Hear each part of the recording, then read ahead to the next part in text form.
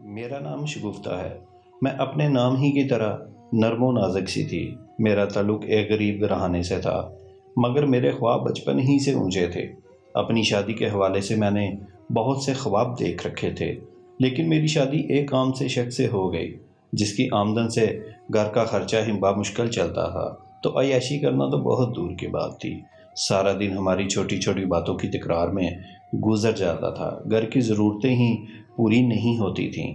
میں اکثر ہی اپنے شوہر کے پیچھے پڑی رہتی تھی کہ مجھے یہ چاہیے وہ چاہیے، لیکن وہ ہمیشہ خاموشی سے سر جھکا کر بیٹھا رہتا۔ اس کی یہی خاموشی مجھے زہر لگتی تھی۔ اگر وہ میرے لیے کچھ نہیں کر سکتا تھا تو کم سے کم مجھے اپنی باتوں سے مستقبل کے خواب تو دکھا سکتا تھا نا، تاکہ میں کچھ دیر کے لیے ہی صحیح خوش تو ہو جاؤں۔ کہتے ہیں کہ غربت اور مفلسی انسان کو گناہ اور کفر کی طرف لے جاتے ہیں، تو یہی کچھ ہمارے ساتھ بھی ہونے لگ پڑا تھا۔ جب میری بک بک بند نہ ہوئی تو میرا شوہر مجھ سے بیزار ہونے لگ پڑا۔ اب وہ زیادہ وقت گھر سے باہر گزارنے لگا تھا۔ شاید وہ میری بے جا خواہشات سے تنگ آ گیا تھا اور سکون کی تلاش میں تھا۔ اس کی ملازمت گھر سے زیادہ دور نہیں تھی اور نہ ہی آنے جانے میں زیادہ وقت لگتا تھا، لیکن اب وہ ڈیوٹی کے وقت ختم ہونے کے بعد جلدی گھر واپس نہیں آتا تھا۔ اس بات نے مجھے بغاوت پر آمادہ کر دیا۔ اب میں ہر وقت بلا وجہ ہی لڑنے لگی تھی، اور جیسے ہی وہ گھر میں داخل ہوتا سارا غصہ اس پر نکال دیتی۔ وہ بیٹھا چپ چاپ سنتا رہتا اور روٹی کے دو نوالے زہر مار کے سو جاتا تھا۔ اب تو ہمارے درمیان میاں بیوی والا تعلق بھی نہ ہونے کے برابر رہ گیا تھا، مگر مجھے تو ذرا بھی پرواہ نہیں تھی۔ مجھے تو ہر حال میں پیسہ چاہیے تھا، بڑی گاڑی، بنگلہ اور اپنی من پسند شاپنگ، لیکن یہاں تو دار روٹی بھی پوری نہیں ہوتی تھی۔ پھر ایک دن میرے شوہر کا باس کسی کام سے ہمارے گھر کی طرف آیا تو میرا شوہر اس کو چائے پلانے گھر لے آیا۔ میں اس کو دیکھتے ہی معروف ہو گئی تھی۔ بڑی گاڑی، مہنگا سوٹ، اچھی خوشبو لگائے اور ہاتھ میں بڑا سا موبائل پکڑے، وہ بالکل ویسا لگ رہا تھا جیسا شوہر میں نے ہمیشہ اپنے خوابوں میں سوچا تھا۔ وہ بالکل ویسا ہی تھا۔ میں نے خوب دل لگا کر اس کو چائے بنا کر دی، ساتھ اچھے سے بسکٹ بھی پیش کیے، تو وہ بار بار میرے ہاتھ کے ذائقے کی تعریف کرنے لگا اور میرے شوہر سے کہنے لگا کہ کسی دن تمہاری بیوی کے ہاتھ کا کھانا کھانے تو ضرور آؤں گا۔ یہی تو میں چاہنے لگی تھی کہ وہ بار بار میرے گھر آئے۔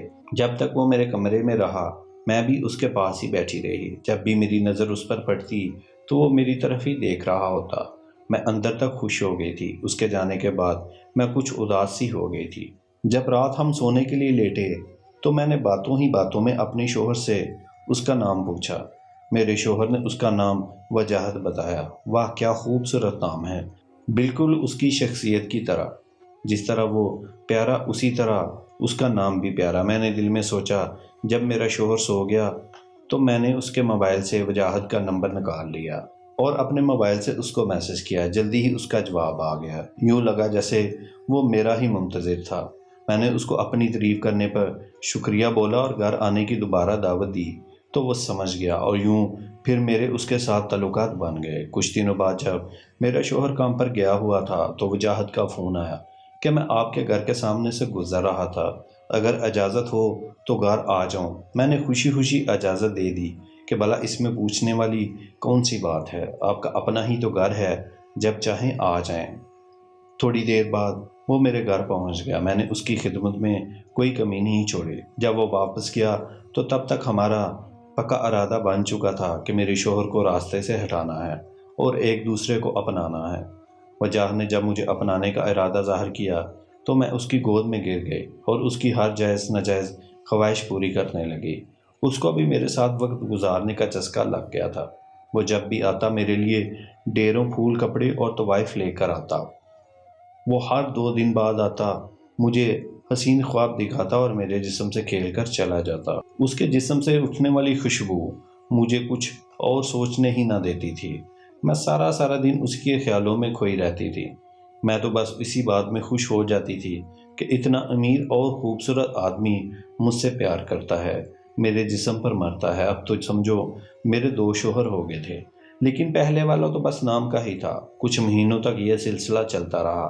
اب جب بھی وجاہت مجھ سے ملنے کے لیے آتا تو میں اس سے یہی ضد کرتی تھی کہ کب تک ہم یوں ہی چھپ چھپ کر ملتے رہیں گے، کب کرو گے مجھ سے شادی اور میری جان اس سے چھڑواؤ گے۔ وہ ہر بار کی طرح مجھے ڈھیروں تسلیاں دیتا اور وعدے کر کے مجھ سے اپنی خواہش پوری کر کے چلا جاتا۔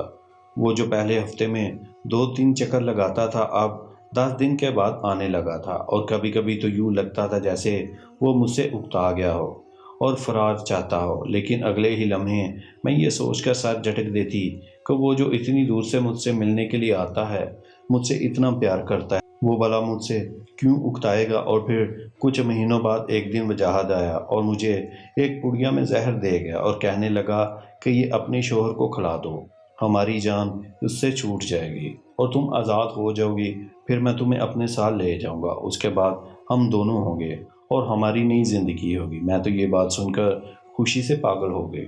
میں ہر صورت وجاہت کو پانا چاہتی تھی اور اپنے شوہر سے جان چھڑوانا چاہتی تھی۔ پھر اسی شام میں نے اپنے شوہر کو کھانے میں زہر ملا کر مار دیا اور خود سکون سے سو گئی۔